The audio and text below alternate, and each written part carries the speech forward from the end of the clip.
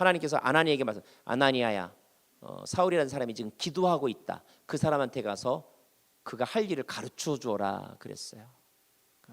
하나님은 사울이 기도하기를 기다리셨던 거예요. 기도로 초대하신 거예요. 왜? 기도는 겸손한 사람이 할 수 있는 거니까. 왜? 기도는 자기를 포기한 사람이 할 수 있는 거니까. 갈급한 사람이 할 수 있는 거니까. 하나님은 사울의 기도를 원하셨다. 한나의 기도만큼이나 수로보니게 여인의 기도만큼이나 저는 이 사울의 기도가 너무너무 중요하다는 생각을 하게 됐어요. 왜냐하면 이 기도의 응답으로 하나님이 아나니아를 보내셔서 그 아나니아를 통하여서 사울이 왜 그런 일을 겪었는지 그 사건의 의미를 깨닫게 하셨고 사울이 앞으로 어떠한 인생을 살아야 되는지 방향을 가르쳐 주셨거든요. 기도 응답으로. 그리고 그 기도의 응답은 사울 개인의 역사의 변화뿐만 아니라 선교 역사를 바꾼 거예요. 아니 인류 역사를 바꾼 기도예요. 이 기도는 어마어마한 터닝 포인트가 바로 이 기도라는 거예요. 기도에 있다.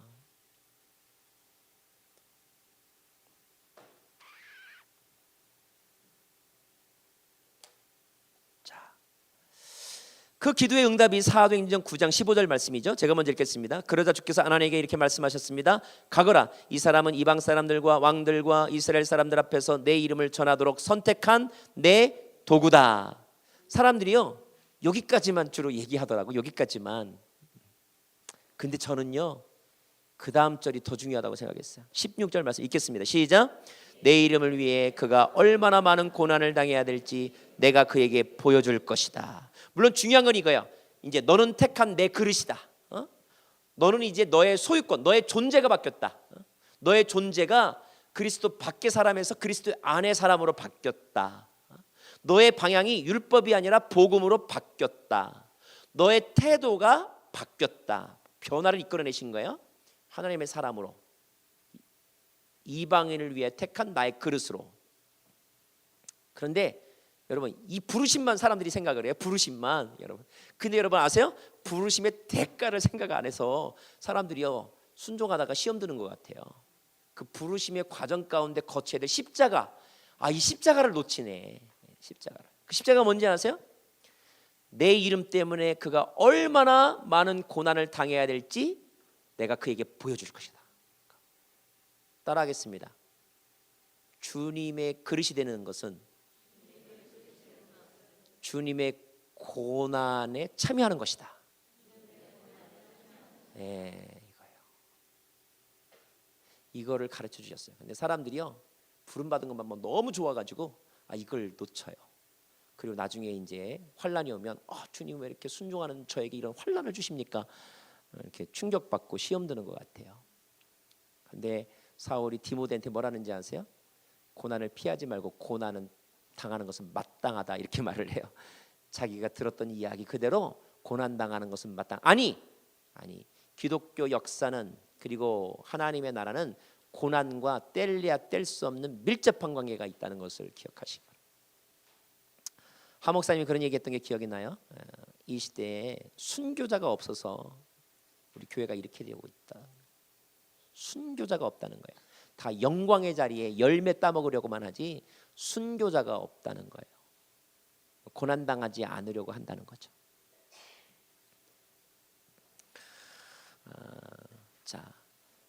아나니아를 통하여서 그가 응답을 얻었습니다. 여기서 주는 또 하나의 중요한 교훈이 있어요. 인생의 방향과 의미는 고민에서 찾아지는 게 아니라 하나님의 계시로 얻는 것이고 그 계시는 밖으로부터 나에게 오는 거예요. 하나님의 사람을 통해서나 아니면 기록된 하나님의 말씀을 통해서. 아나니아의 순종도 참 귀감이 되는 거죠. 아나니아가 사울에게 가고 싶지 않았어요. 그럼에도 불구하고 순종해서 갔어요. 그것도 좋은 귀감입니다. 자, 그리고 이때의 변화는요, 사울의 인생 전체를 바꾸었는데 저는 바뀌었다는 것에 방점을 찍기보다는요, 바뀌고 나서 한 번도 되돌아오지 않았다는 거에 방점을 찍고 싶어요. 다시 말하면 그의 변화는 지속적이고 완전한 변화였다는 거예요. 사실 우리가요 은혜 받았다고 하지만 그래서 막 한때 막 간증하며 다녔는데 어느 날 더 추한 모습으로 타락해 있거나 무너져 버린 사람들이 얼마나 많아요. 근데 사울의 변화는 그런 변화가 아니었어요. 일시적이고 감정적이고 즉흥적인 변화가 아니었다는 거예요. 사울의 변화는 지속적이었다는 거예요. 이거야말로 완전한 거듭남이에요. 거듭남. 사회학적으로 심리학적으로 사울의 변화를 설명할 수 있어요. 그러나 그 모든 것으로도 사울의 이 변화를, 완전한 변화를 다 설명할 수 없어요. 굳이 설명할 수 있는 답변이 있다면 이거예요. 예수님께서 니고데모에게 하신 말씀처럼 바람이 임으로 불매 어디로 왔다 어디로 가는지 알 수 없으나 성령으로 난 사람은 이러하니라. 이것이야말로 성령으로 거듭난 사람의 대표적인 변화라는 거예요. 성령으로 거듭난 것 같지만 짝퉁 변화가 많잖아요. 변화는 진짜 이런 변화예요. 그는 이 간증을 거기 보면 AD 49년경 갈라디아서를 쓰면서 자기가 이렇게 주님 만났던 일을 다시 회상합니다. AD 57년 산헤드린 앞에서 간증하면서 이 경험을 다시 이야기합니다. AD 59년 아그리빠 왕 앞에서 재판받을 때 다시 간증하면서 이 경험을 이야기합니다. 부분적으로 조금 표현과 강조점의 차이는 있을지 몰라도 이 말은 무슨 말이냐면 한 번도 이 사건 이후로 옛날로 돌아가 본 적이 없었다는 거야. 갈등은 있었어요. 육체의 소욕을 따르려고 하는 마음 또는 구습을 쫓는 옛사람으로 인한 갈등이 없었던 것은 아니었지만 그러나 그의 인생의 행로가 다시 옛날로 돌아가는 그런 일은 일어나지 않았다는 것입니다. 우리가 소망하는 것은 바로 이런 변화를 원하는 거죠. 이런 변화. 자, 흔히들 하나님의 음성인지 아닌지 어떻게 아냐라고 질문한다 그랬어요. 몇 가지 특징이 있습니다. 첫째, 성령은 시작. 성령은 각기 다른 곳에 있는 사람들에게 동시에 나타나셔서 말씀하곤 하신다. 예. 성령은 공동체에게 말씀하실 때가 있어요. 그래서 나 혼자만 받은 생각은 사실 되게 주관적이고 위험할 수 있거든요. 그런데 그게 정말 하나님의 뜻이라면 하나님은 그것을 나 혼자 할 수 없는 존재라는 것을 아시기 때문에 내가 하나님의 일을 할 때에 그 일을 함께 할 수 있는 코워커 에젤을 함께 세우시고 그에게도 그 비전을 부분적으로 보여주시고 부분적으로 본 사람들을 만나게 하심으로 지그소 퍼즐을 맞춰가듯이 우리의 모자익을 맞춰가신다 이거예요. 절대 하나님은 한 사람에게만 모든 계시를 다 보여주신 적이 성경에 보면 없어요. 항상 헬퍼를 두셔요. 여러분 하나님의 음성 들었다. 하나님 이런 마음을 주셨다. 믿음의 고백인데 좀 조심하기도 해야 되고 가끔 점검도 해봐야 되는 거잖아요. 공동체를 통하여 점검해 보아야 되고 말씀을 통하여 점검해 보아야 하는 거예요. 그리고 내가 이런 음성을 들었는데 내 뜻에 동조해 준 사람이 아무도 없다. 그때도 막 자기가 무슨 뭐 예언자인 양 막 그러지 마시고 내가 혹시 잘못 드는 건 아닌가? 정말로 하나님께서 들려주신 비전이라면 그 길을 위해 달려갈 때 함께 달려가는 사람이 옆에 꼭 나타납니다. 꼭 주세요 하나님. 왜냐하면 우리가 하나님을 할 수 있는 그런 완전한 존재가 아니기 때문에. 아세요? 하나님은 우리의 합보다 크신 분이세요. 70억 인구의 합보다 크신 분이 하나님이라고요. 하나님. 두 번째, 한 네 번째 줄을 떠나서 또한 하나님이 주신 비전이라면 시간이 지나도 잊혀지지 않는다. 주님이 주신 것만 남는 거예요. 이따가 사라지는 것은 자기 혼자 착각한 비전일 가능성이 많아요. 그 다음 페이지 두 번째 줄, 세 번째. 이런 깨달음은 사울의 노력에 의해서가 아니라 하나님의 말씀에 의해서 그리고 말씀을 전해준 사람을 통해서 이루어진다는 점. 그래서 그 문장 마지막 줄에 보면 고민에 의해서가 아니라 무엇으로? 시작. 계시의 은총으로. 따라하겠습니다. 계시의 은총. 그래요. 계시의 은총으로 이런 음성을 듣고 비전을 보는 것입니다.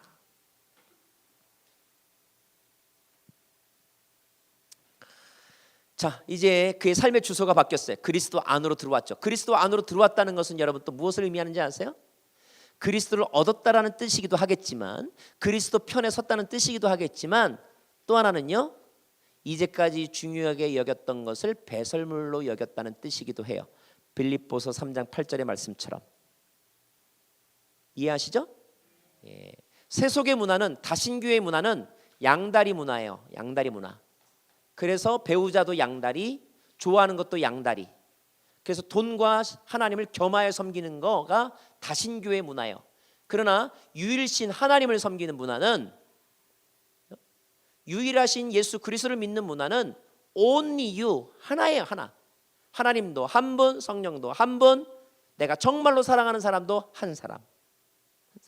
하나님께서 내게 허락하신 짝도 한 사람.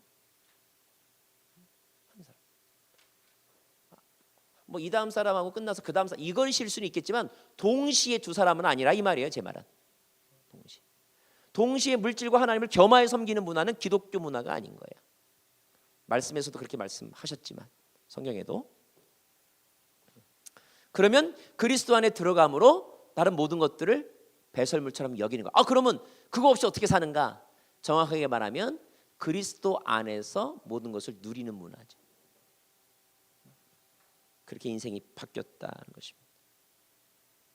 자, 이런 변화를 경험한 바울이 그의 입에서 한 첫 마디가 뭔지 아세요? 자, 사도행전 9장 20절 여기까지 하고 잠깐 쉬겠는데, 자, 제가 먼저 읽겠습니다. 그는 곧바로 여러 회당에서 예수가 하나님의 아들이심을 선포하기 시작했습니다. 21절.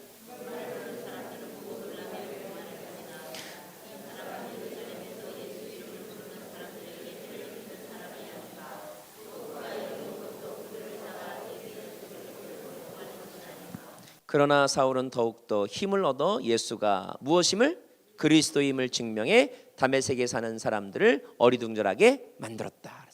여러분, 이 선포는 굉장히 중요한데, 사울이 이때 한 선포를 크게 두 가지로 요약할 수 있다는 거예요. 첫 번째 뭐라고 그랬다고 그랬어요?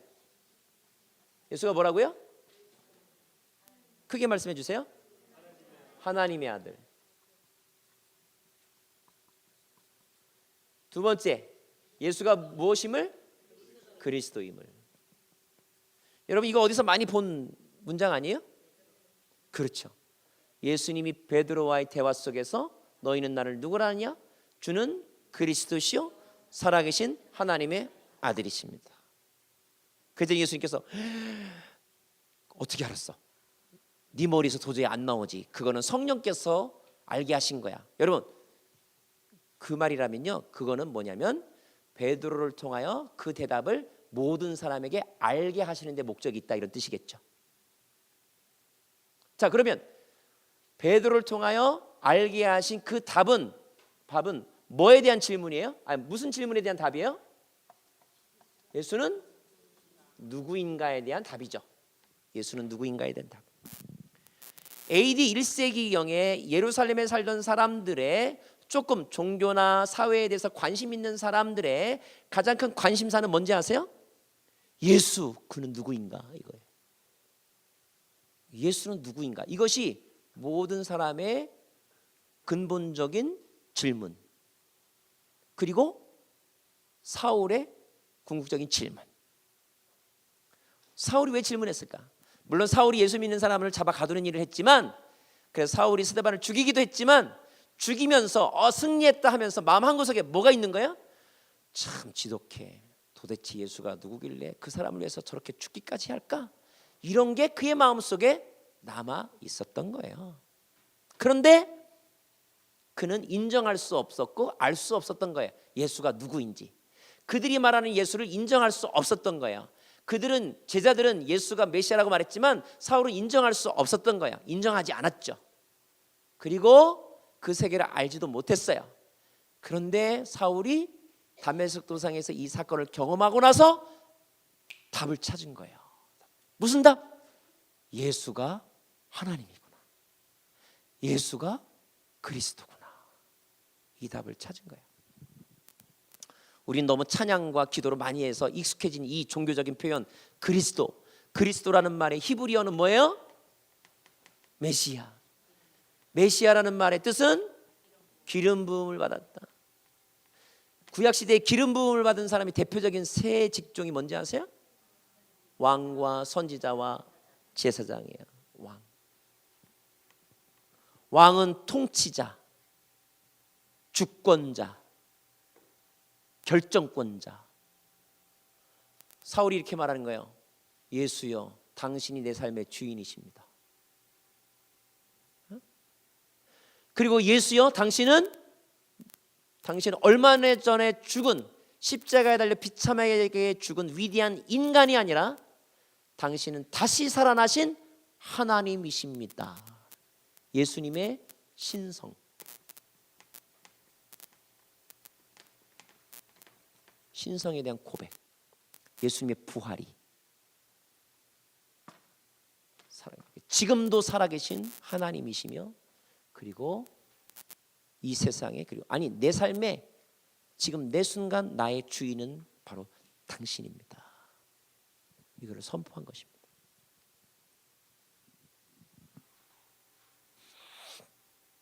여러분, 예수는 누구인가에 대한 이 질문은 지금도 여러분이 매 순간순간마다 던져야 될 질문이에요.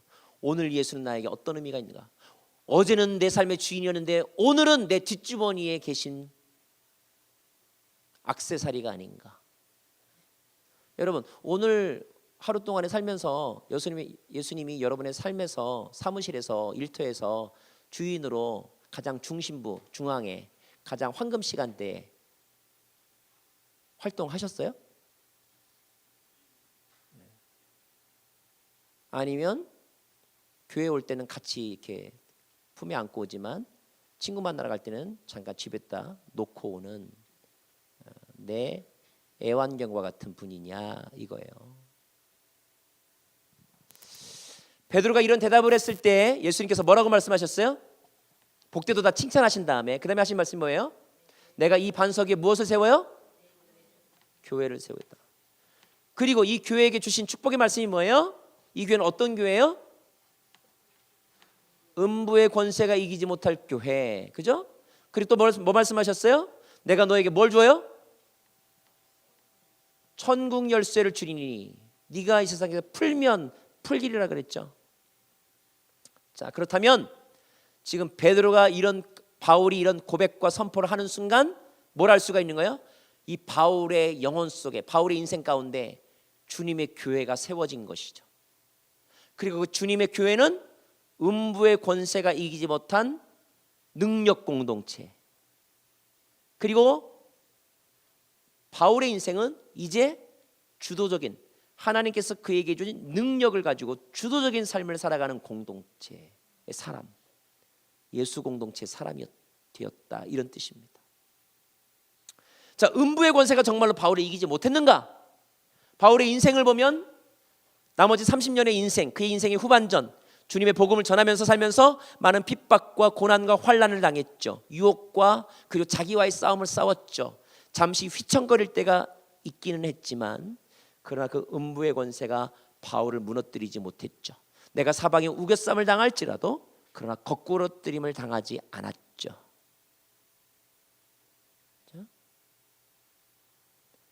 바울은 때로는 그가 죄수의 몸이 되었지만 그러나 하나님에게 있어서 수동태일 뿐 사람들과의 관계에서 늘 능동적인 삶을 살았죠.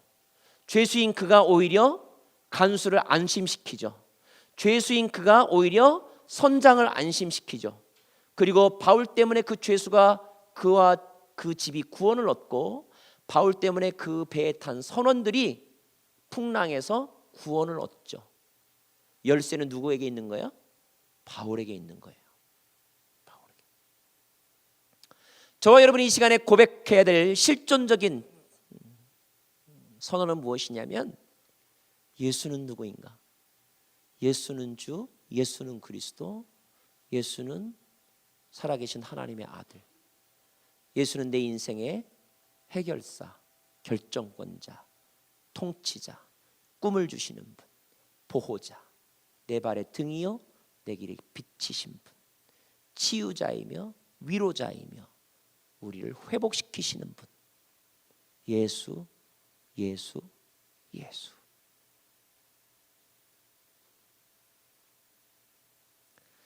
그 답을 찾고 그 답을 고백하기 위해서 우리는 신앙생활을 하는 거예요. 때로는 우리가 이걸 놓칠 때가 있어요. 단지 우리의 신앙이 그냥 관성에 의해서 걸러갈 때가 있어요. 잠깐 그걸 잃어버려도요, 우리의 신앙생활의 관성 때문에 어느 정도는 그냥 걸러가요. 그리고 사람들은 그거 모르고 여전히 성령 충만하네? 라고 여러분에게 와서 박수를 쳐요. 그렇게 사역할 수 있어요. 뜨거웠던 사람, 그 뜨거움이 식어도 한 1년쯤 그냥 그럴듯하게 사역할 수 있어요. 그러나 이 에너지의 플러그가 빠지면 점차 힘이 빠지는 거죠.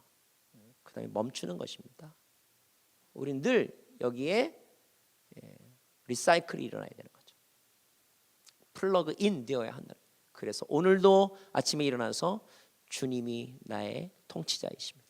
나는 오늘 주님 뜻대로 살기로 했네. 주님 뜻대로 살기로 했네 라고 고백할 때 교회가 세워지는 것이고 능력의 삶을 살게 되는 것입니다.